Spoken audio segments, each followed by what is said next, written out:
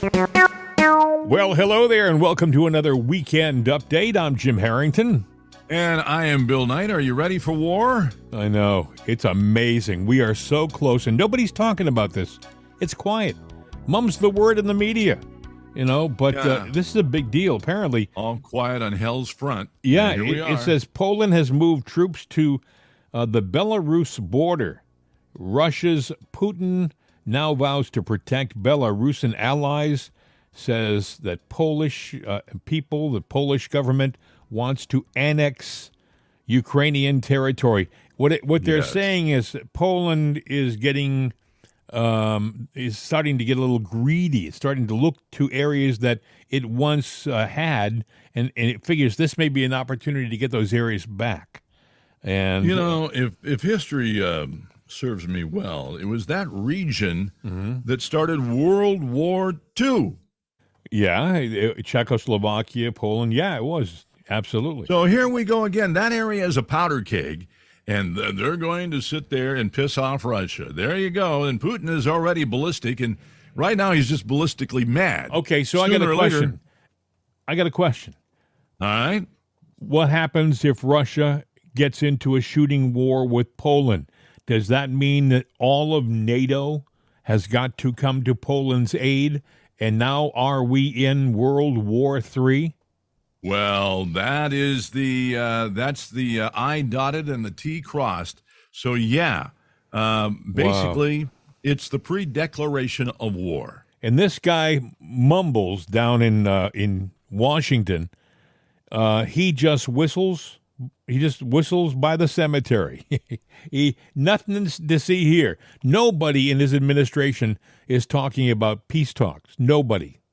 No, and you got China that's rearing their head too, because they're getting ready. It looks like to go to war, and then you got the Biden mistake of the century. Now the Pentagon they want to they have to appoint a new admiral, and of course, and they had to make sure that the admiral was politically correct. Of course, it's never. Don't look for the qualifications, It has to be the appearance that's the most important thing with this administration.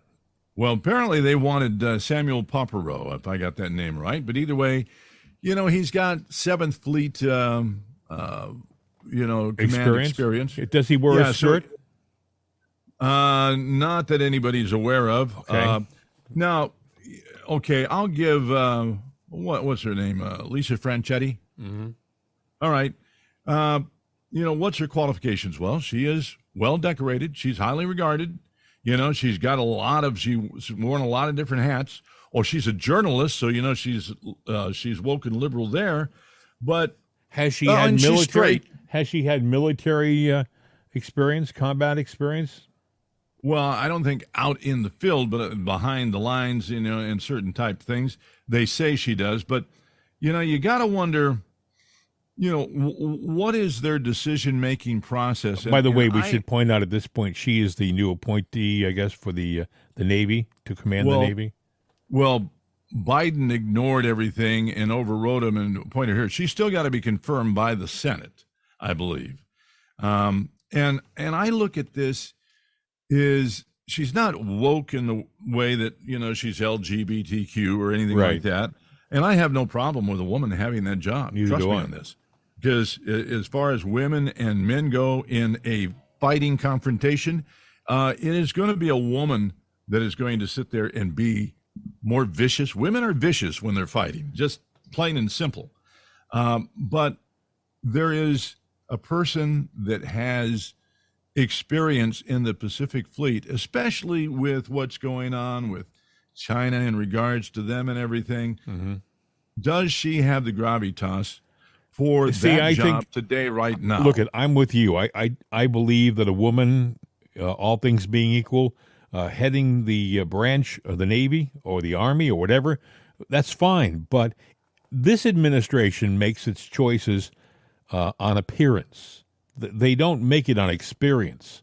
And what you're saying is true. If the guy who was the head of the Pacific Fleet was the next in line and has a wealth of experience, now in this time when we need a strong solid military.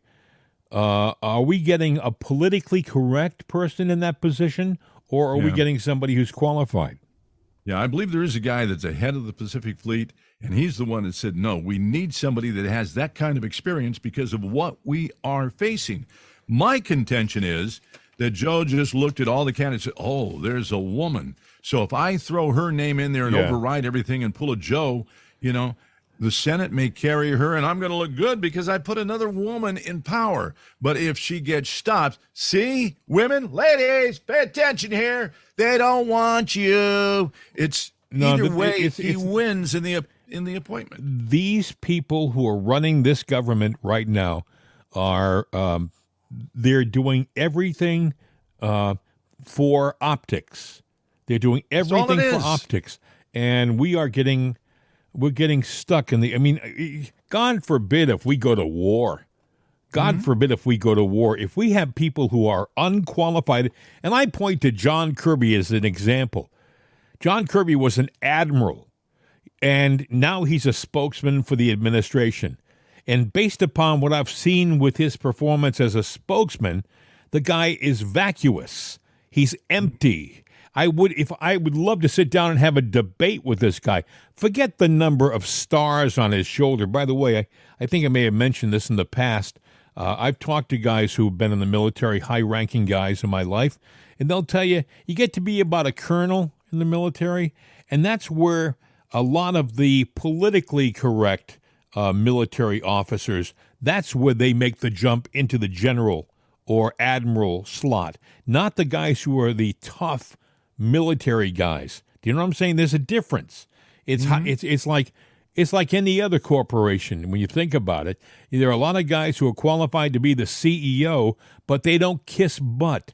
They don't play that political game that you have to play to be part of the club where that position sits. And a guy like Kirby, he smiles and he backslaps and says all the right things. Hell, he went out yesterday. We played it on the show yesterday. He went out yesterday after we had Biden falling asleep in the chair with the president of Israel in the White House. And literally, Biden, if you saw the video, he puts his head down. He was bouncing. If he had something to bounce his head off of, he would have. And he's talking, and the president of Israel is looking over at him like, I don't know exactly what to do now. I mean, I've never been in a situation where somebody's fallen asleep like this. And Biden is talking. So Kirby comes out and says, the president was perfectly clear. The president was perfectly clear. To who?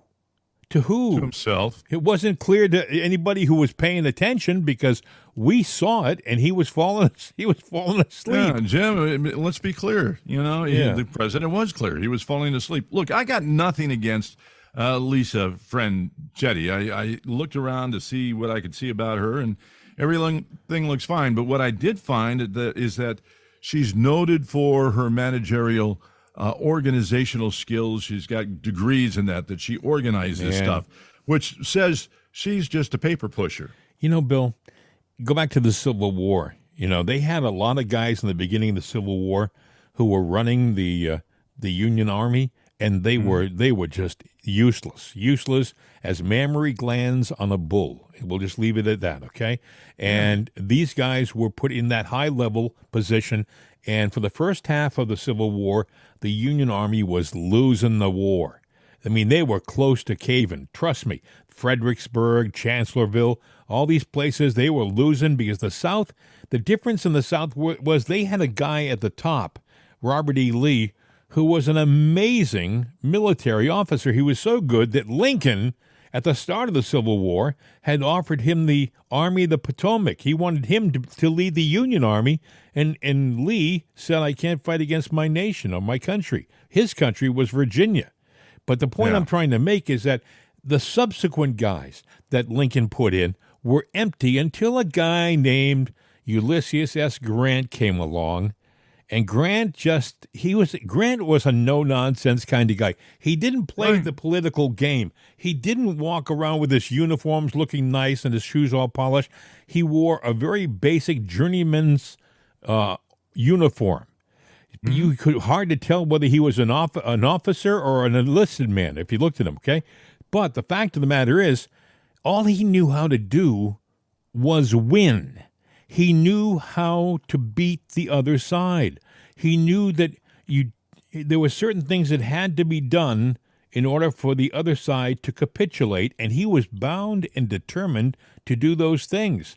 The point I'm trying to make is we have people now, I believe, in high military positions who don't have that Grant attitude, if you know what I mean. Right. And that's what's going on here with the Navy. And Joe, this is more political. It's theatrics, it's optics, because nothing against Lisa, but she doesn't have the combat experience, and that's what we really need. Somebody that knows how to go out there, break things and blow things up and bring the other side to their knees and go, you got to, it's like wrestling. You want to go in there and make your opponent tap out. You want them to tap out because you're going to keep putting on the pain. Can she do that? I don't think so.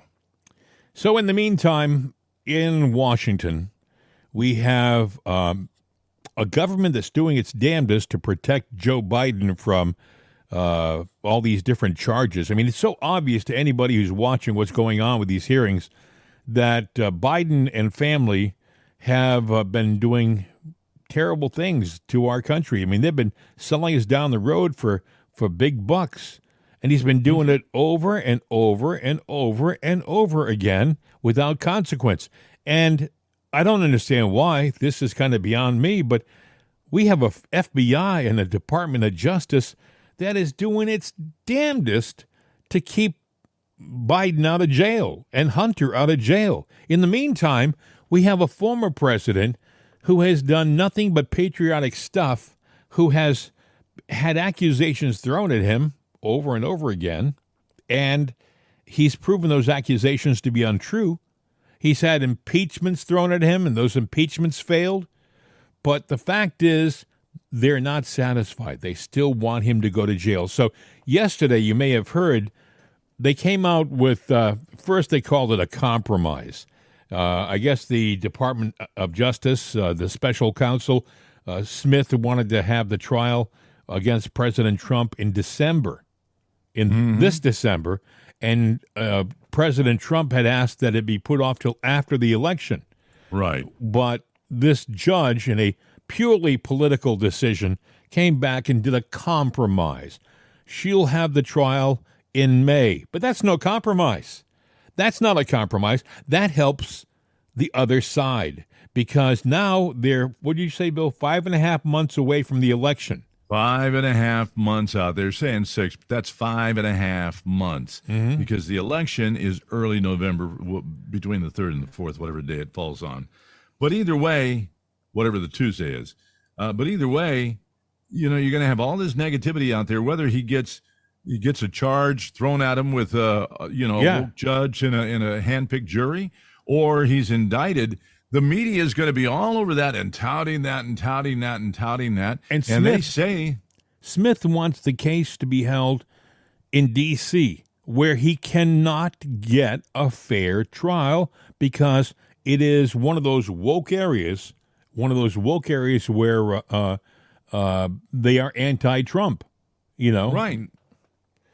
Well, I don't know that he can get a fair trial. Well, yeah, I guess he could, but you have to get it out of D.C., and that is one of your rights, you know, that if you're in an area, you know, you can move a trial because you need an unbiased jury out there. Yeah, well, and it's not even public opinion that's going to convict him. It is the left taking out their opponent. And, you know, there's a pattern of this, and the left will sit there and go, oh, look at this and look at that. No, look at what you're doing right now. They have got more evidence against Biden, the crime family, and Hunter than they did on the family five of the mob that had 11 indictments that put them bastards away for 100 years plus, and the generation after generation of a crime family. And then the two big mobsters that didn't get convicted, they got shot dead out in the streets because they, you know, people that they could bring down with them, they said, well, we got to get rid of them. So boom, You know, the Biden family, and it's been proven, the I's were dotted, the T's crossed, I believe yesterday or the other day in trial. The $10 million plus that was alleged. Yeah, It's no longer alleged, I'm sorry to say. It's proven. I know, but it doesn't. But here's the thing. So why isn't he Here's the indicted thing. right now? To the left, it doesn't mean anything. To the left, it doesn't mean anything. The Supreme Court, they said that student loans, it wasn't illegal. So what they do? They said, to hell with you. We're going to do, we're still going to pay off the student loans. That's okay, what my son, he doesn't get his forgiven right now, but you know what they've done to everybody? What? Okay, that's on your credit report, right? You know, your student loan is showed as a debt on your credit. Right. You know, even though he doesn't have to pay yet, he's still in school. All of a sudden, magically, the magic, payment fairy went and said, "Oh, take that off the credit report." So all these young kids that were bitching, they technically already got the kiss. It looks like it's been paid off. Well, I was going to point out, they ignored the Supreme Court and they're still going to pay off the loans. Also, yesterday, the White House says it plans to use a little-known law to keep acting Labor Secretary Julie Su in the job, even if she fails to win the Senate approval, which I guess it looks like she may fail to win the approval. But the administration has said, well, don't worry about it, Julie. Whether or not they approve you or not, we're going to keep you in the position. You're going to still run the Labor Department.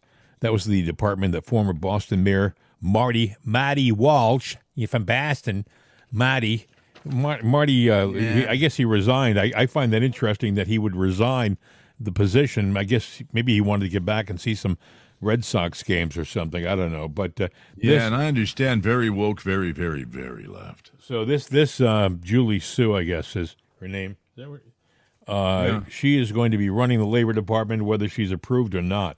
But that's just the Biden administration saying, hey, the heck with you. I mean, look at how many times are you going to let them get away with that? Look at the border. The border. I don't know that you're aware of this or not, but Texas came up with a solution. They put these buoys that are connected one after the other in the Rio Grande River. Big, big buoys, orange buoys. And they put them all along the border. It's like a big chain of buoys. And then they put barbed wire along the shore. So to keep the illegals from coming across into Texas. So what does the Justice Department do? It's suing the state of Texas to have them removed.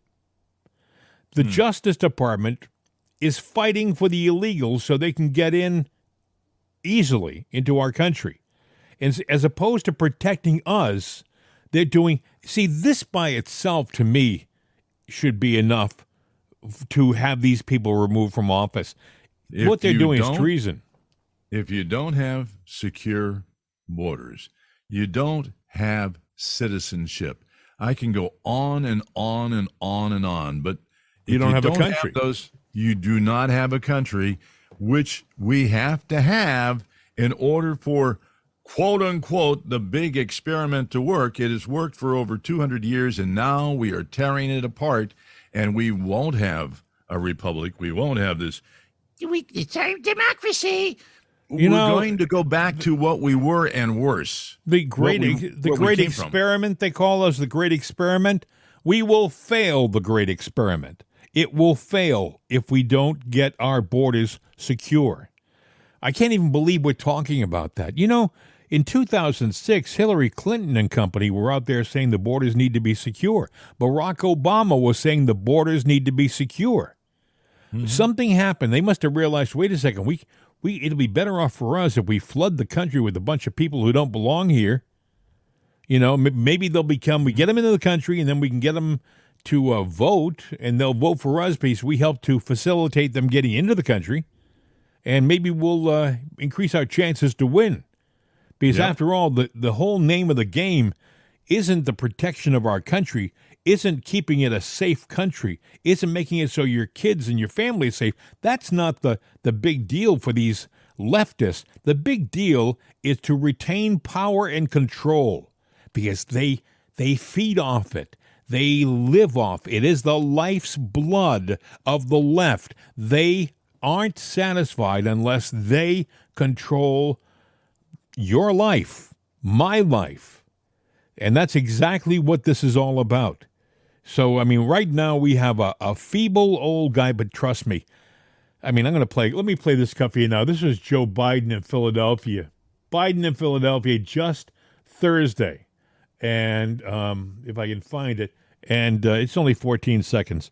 And this is what he sounded like in Philadelphia, talking to a crowd of people. Today, we announced the first ever offshore wind sail in the Gulf of Mexico. We're going to the Gulf. Think I'm kidding? Ain't seen nothing yet. This guy's amazing. This guy is one embarrassment after another. Hey, we're going to the Gulf. Ain't seen nothing yet. Ain't seen nothing yet.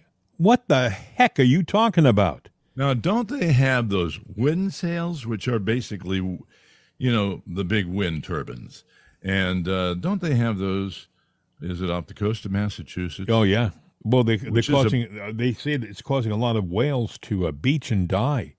Yeah, because it lets out that low frequency and hum. it interferes with their internal radar. Yep. Yeah, their navigation. And they knew that. Any engineer knows that. And as a matter of fact, imagine what if we put that along all the coast, what that would do to our fleet of subs, because now they have certain communication and navigational things. I mean, they use the long wave, really super low frequencies, which those turbines generate. You can't change that. I got to think that it's going to run a lot more havoc than what they have anticipated, and they should have, but they haven't. Well, their answer, I got to pause here because it reminded me of something. Yesterday, a friend of mine sent me a video of a fiery car crash on some American turnpike. It said 2 electric cars collided. And, Bill, it is the most explosive, fiery car crash I've seen. I hope the people got out. I'm hoping they got out of the car and got away. But it was so bad, the fire departments couldn't get close to it because when a battery would explode, it would explode like dynamite. Boom! Right? So listen, I posted it on Facebook, and do you know what Facebook did? Took it down. They blocked it. They said false information. Mind you, you can see it's 2 electric cars. You know what? I didn't invent this.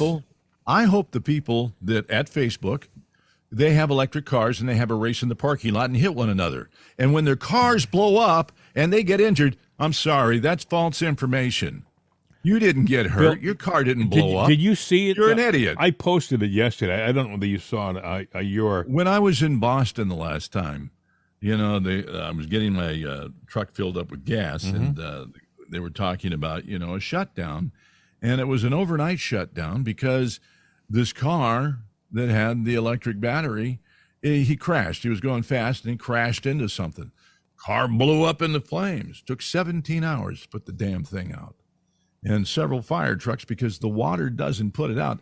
What do fire trucks have? Are they going to have specially equipped trucks now to put out electric cars? I have no idea. I don't know how they could have gotten close enough to try to put it out. It was 2 cars, so I don't know how many batteries they would have in each car, but I'm thinking, let's say they had like 8 separate little batteries. When one battery would go off, it would be like a stick of dynamite. Big, huge mushroom flame, maybe 40 feet, 50 feet in the air. It was unbelievable to look at this thing. And what I just couldn't believe that Facebook would say independent fact checkers have checked this and found it to be false. I'm thinking, are you out of your mind? This is not an opinion piece. All this is video that somebody took of an actual car fire. It's obvious. It's a car fire, and you are blocking it so people can't see it. All right. In our header on this show, we should say, Facebook blocking news, read the story, and make that the header. Because I have a lot of liberal friends who go, and they never listen to the show, but they make a comment. And you stupid ignoramuses, don't comment on something that you don't know a blessed thing about, because you don't know a damn thing about it. Pay attention to the story. We are being silenced as a public, and you are sitting there trumpeting, we're telling the truth. Well, look at the other day. The day before yesterday, Robert F. Kennedy was in a hearing. Maybe it was, day before yesterday, he was in a hearing. The hearing was on the government censorship of the American people using social media. The government using social media to censor, okay? And so what did they first try to do? They tried to censor the meeting. The Democrats tried to censor Robert Kennedy. It was like, are you kidding me? You're doing a hearing on censorship, and the first thing you do is try to censor the person who's supposed to speak? Amazing. Maria Bartiromo was talking about how the media seems to be complicit in this whole thing that we're living through right now. Listen. Let's just call it out. Mainstream media is just complicit in all of this. ABC News completely ignoring this explosive whistleblower hearing. According to Gravian transcripts on Wednesday's World News Tonight and on Good Morning America, both ignoring the hearing altogether. No time whatsoever. In fact, the Media Research Center reporting that over the course of nearly 40 days, ABC, CBS, NBC News spent 527 minutes covering the Trump indictment and 0 seconds on the Biden bribery allegations, Congressman. How hard is it for you to seek truth, report truth, when you don't have a media willing to search for the truth and follow the truth wherever it goes? I mean, we try wherever we can to get the message out as much as we possibly can, and sometimes you're just put down for doing it, but we're making the effort each and every day. But it is extremely difficult when you have another section of the media, a large swath of the media, doesn't want to pay any attention to this because it doesn't fit their narrative.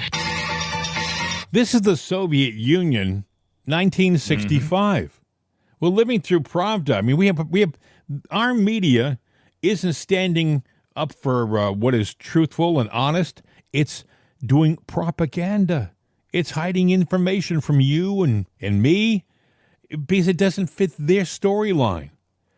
I just find it amazing. Bill Hemmer had some comments about, they talked about the Trump case.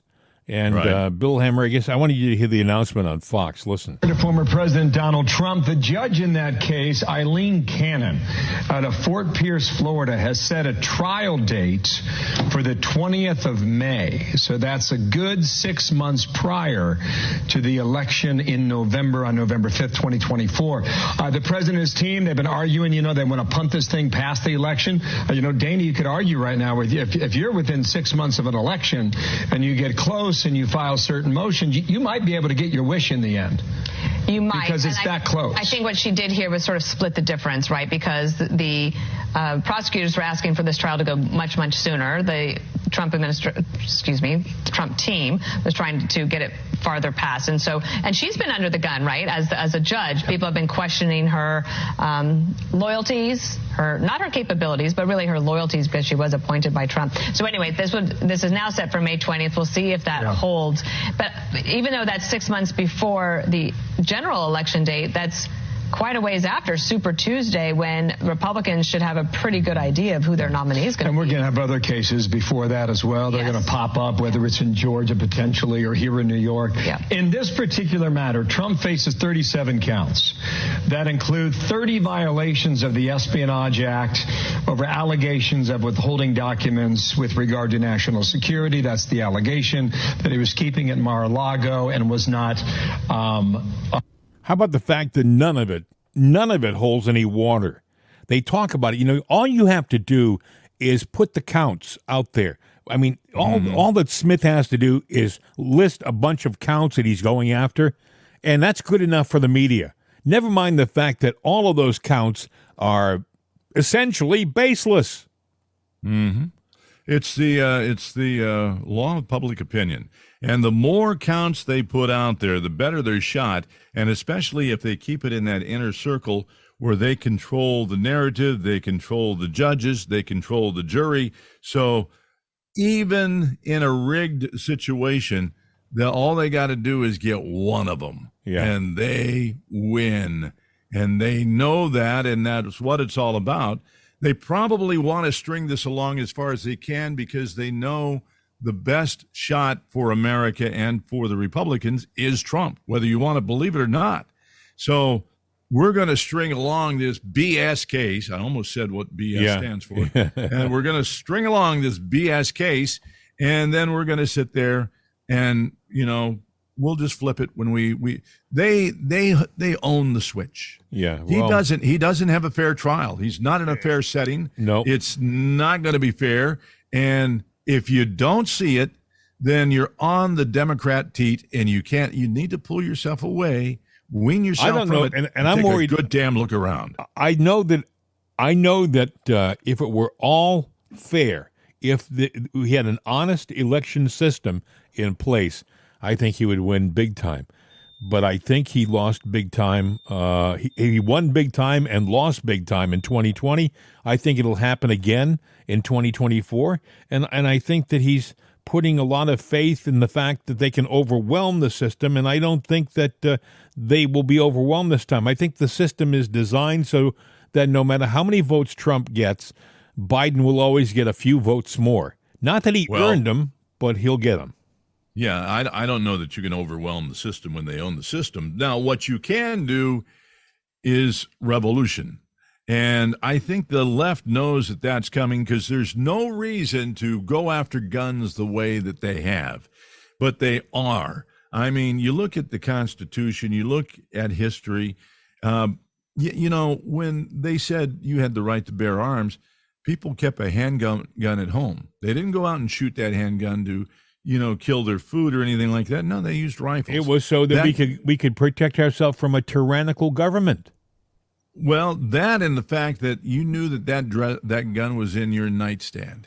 Somebody breaks in that house. It was the Constitution. It was you had that weapon to protect yourself from a tyrannical government, and essentially that's where we are now. Yeah, and quite honestly, they're going to have to take away rifles too, because now a handgun I'm going to use in the house for self-protection. A rifle would be what I'd use if I was fighting an enemy, foreign or domestic. So that, just take that as it is, they're not going to win the war. Do you think they're trying to get us into a shooting war, a civil war? I mean, God forbid. Well, they could be, they could be, and if they are, they're stupid because that's when another country could march in. Yeah. China's up to something. Now Poland's up to something. Putin's at war with the Ukraine, so obviously they're up to something. So you got all that crap going, on over there, and we're sitting there. They're taking and they're sticking a stick through the cage at the gorilla. And they're not looking to see that, that gorilla. China wants Taiwan, and I think they're aiming towards Taiwan. I think right now, if we would have a turmoil over here, I think that would be enough of a distraction for them to just jump into Taiwan because we'd be too busy trying to protect our own internal. Well, we have subs structure. over there. The only reason to have subs over there is that we can launch ballistic missiles. You're not going to sit there and have a gun battle when the sub surfaces with whatever deck gun they got. What's on that sub is torpedoes and missiles. Yeah, and but I think if we were having some kind of internal strife in this country, you wouldn't see us using any of our subs to protect Taiwan. I think they'd be called back to try to help straighten things out and protect us. I mean, I would think that any administration would see any kind of internal strife for what it is and would try to, shore up its defenses. I mean, what you said initially was true. If we get into a situation where we're fighting internally, it makes us weak in the eyes of our enemies on the outside. Some of them may think it's a time to do something wrong with us, to come in and try to take us over. I mean, that This is a dangerous game that this administration is playing right now. This is a dangerous, dangerous game. We're talking about this stuff. Don't think for 1 second that they haven't talked about this too down in Washington. And boy, if we get into any kind of internal strife, all bets are off. All bets are off. I want to play for you something a little different right now before we run out of time, because this is the Weekend Update, and we always try to make this program a little easier, a little less complicated than one of our regular shows. But President Trump, he screened the movie Sound of Freedom at Bedminster, his place in New Jersey, his golf place and resort in New Jersey. And after it was done, it affected him so much, he made a statement. And listen. Thrilled to host a screening at Bedminster of the important new film, Sound of Freedom, about the power of faith in overcoming evil, and in particular, the evil of child trafficking. Big problem. We had it down to the lowest number in many years just 4 years ago, and now it's gone through the roof. Even though the fake news media has tried to ignore it, Sound of Freedom has been a national sensation and a colossal success at the box office, really big numbers. Everyone should see it. This is a very important film and very important movie, and it's a very important documentary all wrapped up in one. It's really about an issue that has to be discussed. Under my leadership, we did more than any administration in history to combat human trafficking and to end modern-day slavery. In one of my first acts in office, I signed an executive order targeting transnational criminal organizations that traffic and exploit innocent people. I signed the Frederick Douglass Trafficking Victims Prevention and Protection Reauthorization Act, authorizing $430 million to fight sex and labor trafficking.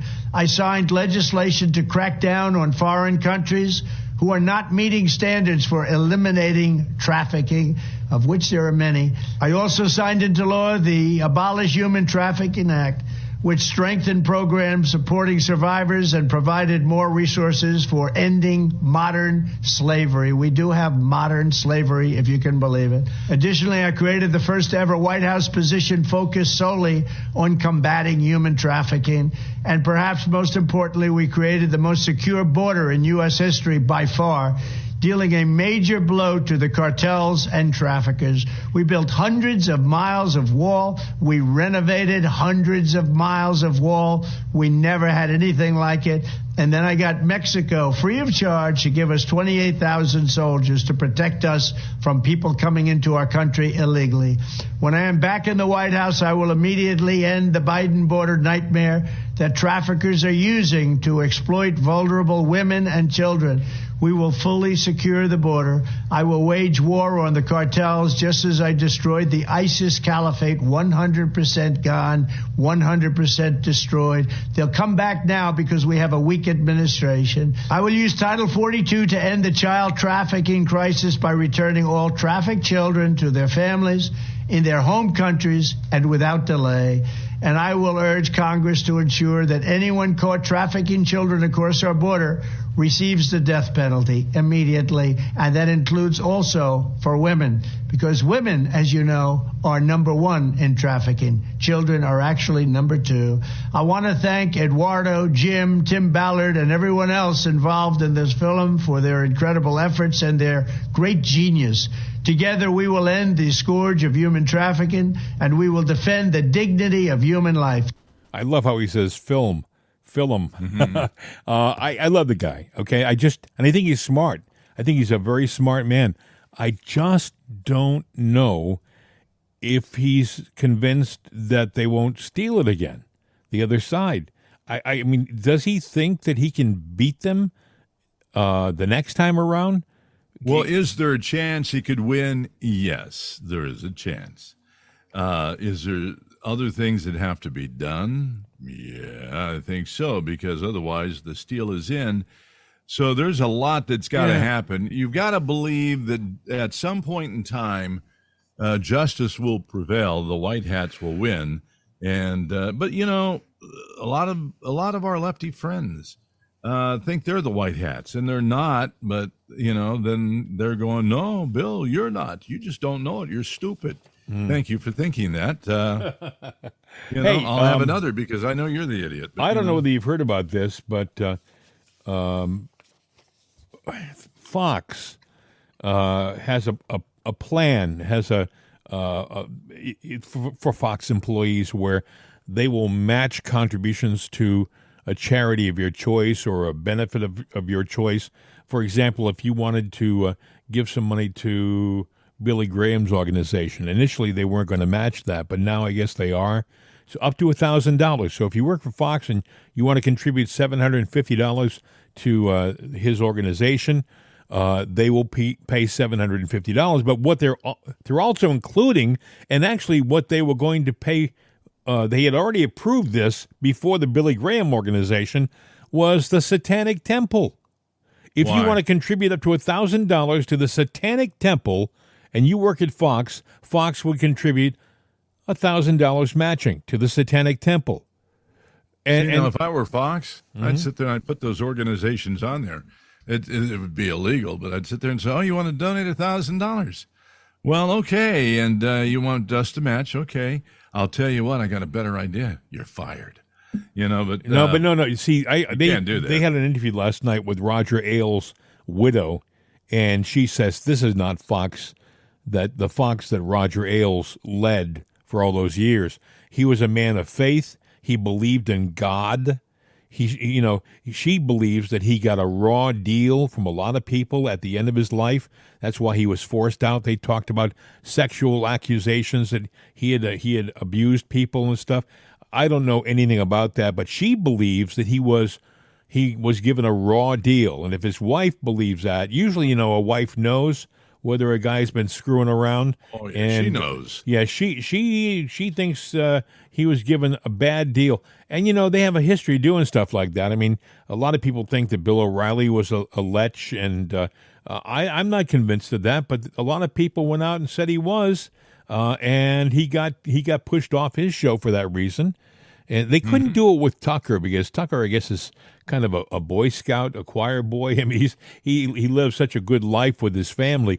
They had to figure out another way to push him out the door because he had become expendable in their eyes. These people are not running a Fox that we grew up with, or they came on in 1996. Roger Ailes led the band, and it was all American. It was God, country, and apple pie.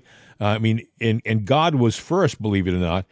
Roger Ailes knew that God meant a lot to the viewers of Fox, and he respected that and made sure all of the programming respected that.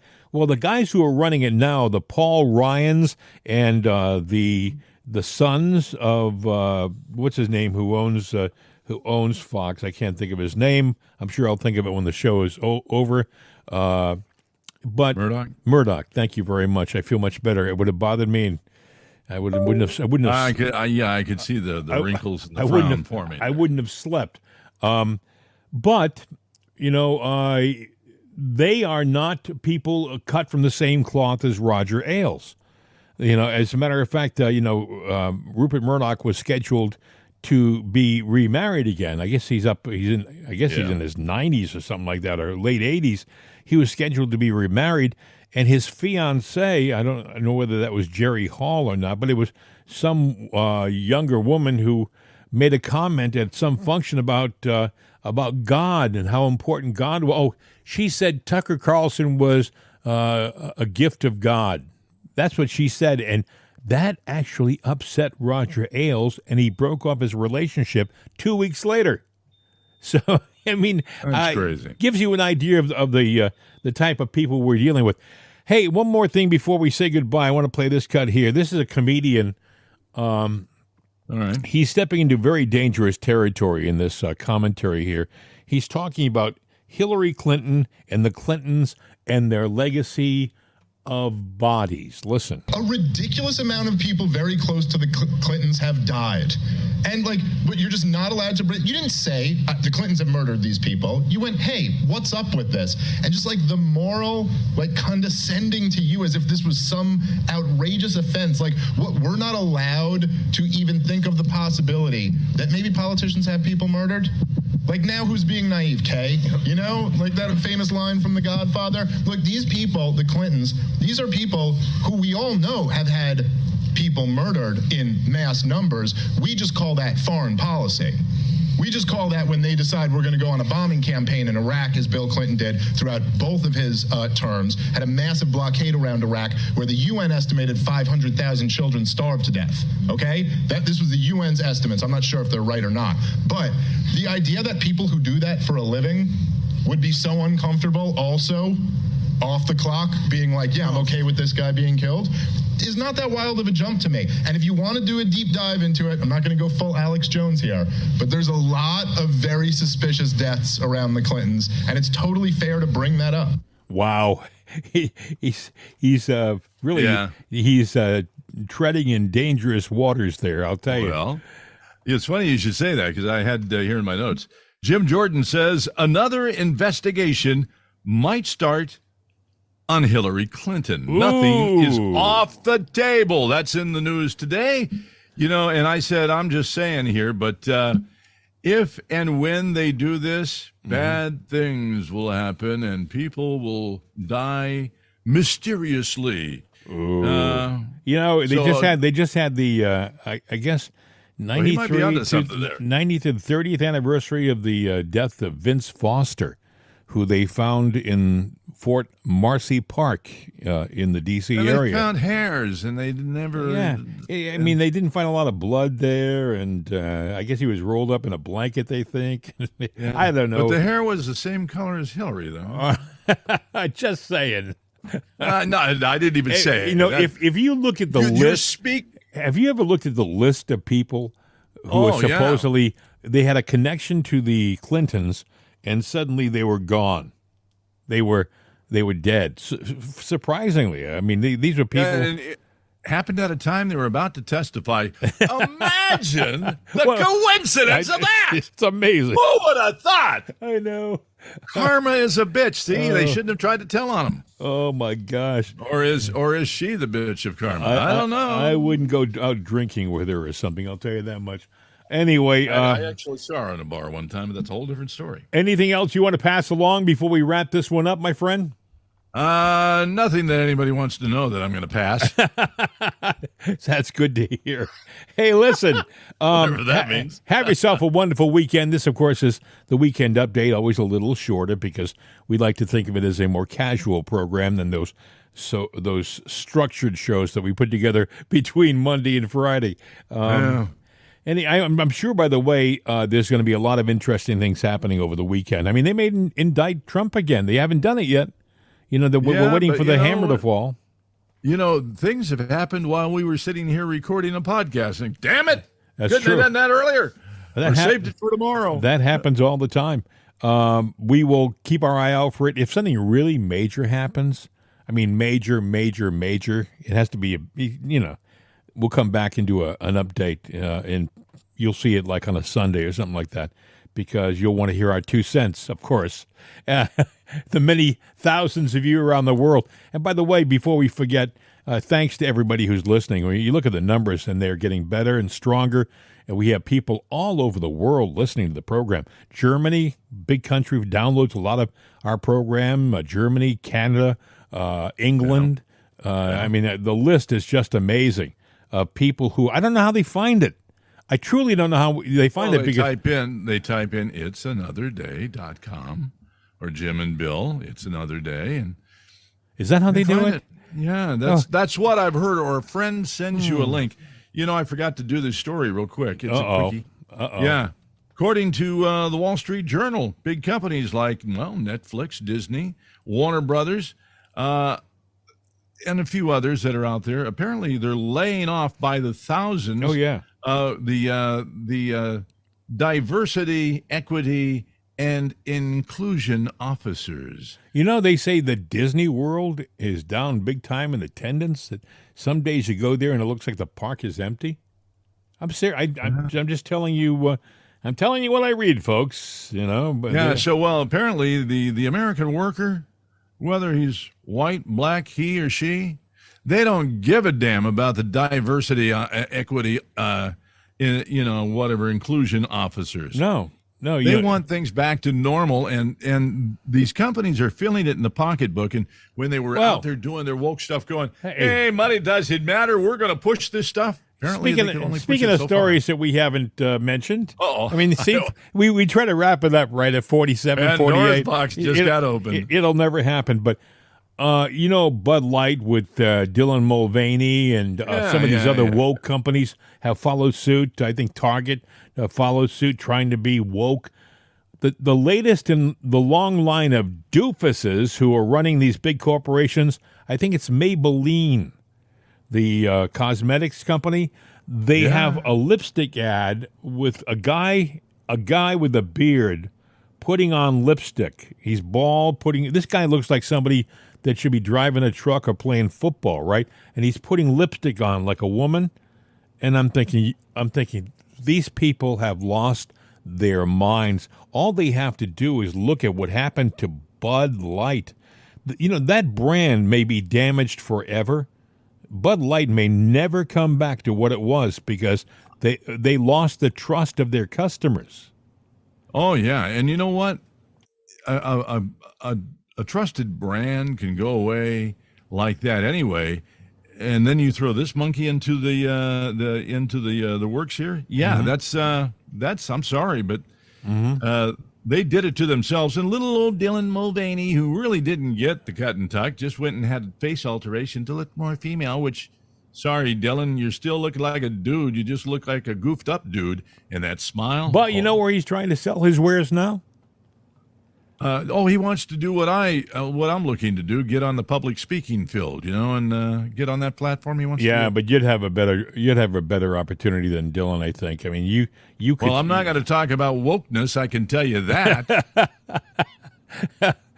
That's good to hear. Why doesn't that surprise me? Anyway, let's wrap this thing up before we get carried away. You can reach us at 833-538-7868, 833-538-7868. And then there is mail at itsanotherday.com, mail at itsanotherday.com. Okay, I guess you can do your traditional, your traditional ending just to make sure everybody's still awake. Hasta la vista, baby. We out of here.